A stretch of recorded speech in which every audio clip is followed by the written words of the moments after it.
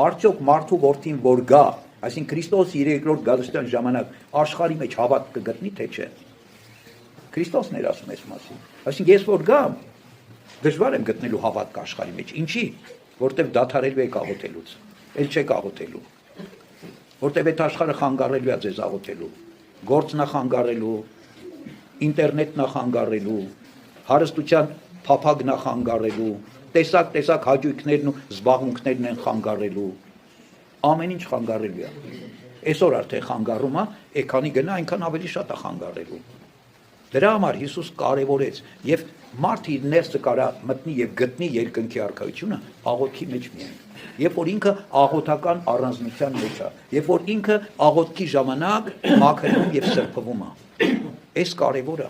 Մենք կարող է շատ հաճախ մեխանիզմը չհասկանանք ոնց է լինում դա, բայց աղոթքը սրբագործող, մաքրագործող զորություն ունի, մաքրում է։ Մի մեծահասակ կին բողոքում է, ասում է. Ես ինչքան Աստվածաշունչը կարդում եմ, շատ եմ կարդում, ոչ մի բան գլխիս մեջ չի մտնում։ Այդ պահին կարդում եմ, հաջորդ պահին ոչ մի բան չեմ հիշում։ Իմաստ ունի այդ կարդալը, թե իմաստ չունի։ Այդ հոգևորականն ասում է, «Ելը քույրիկ ջան, այն զամբյուղը վերցրու, որ կարտոֆիլա մեջ է լցրած։ Այդ կարտոֆիլը դատարքի գնա այդ զամբյուղով ջուր բեր»։ Ասում է, վերցնո զամբյուղը գնում է ջուր բերում։ Գնում է աղբյուրից մինչև ջուրը բերում է, դե զամբյուղը, ով փակ աման չի։ Զամբյուղի արանքների ջուղը չռուն գնում է, ասում է մի հատ էլ, մի 3 անգամ գնում է բերում, ասում է, այս զամբյուղով ջուր բերել չի ստացում, մեջը ջուր չի մնում, մինչև բերում եմ գնում է։ Ասում է, բայց տես ինչ է կատարվել։ Այդ զամբյուղը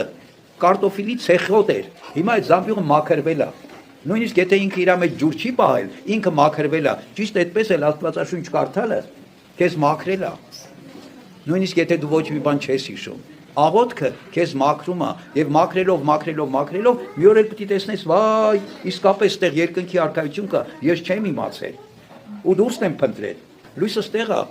արքայությունը ստեղ է, ստեղ պիտի փնտրեմ այդ ամեն ինչը։ Քրիստոս կարևորեց։ Ուզում ես հասնել երկնքի արքայության, ուզում ես հասնել Քրիստոսի գալստյան, պիտի աղոթես։ Ինչպես պիտի աղոթես, անդադար եւ հարատև պիտի աղոթես։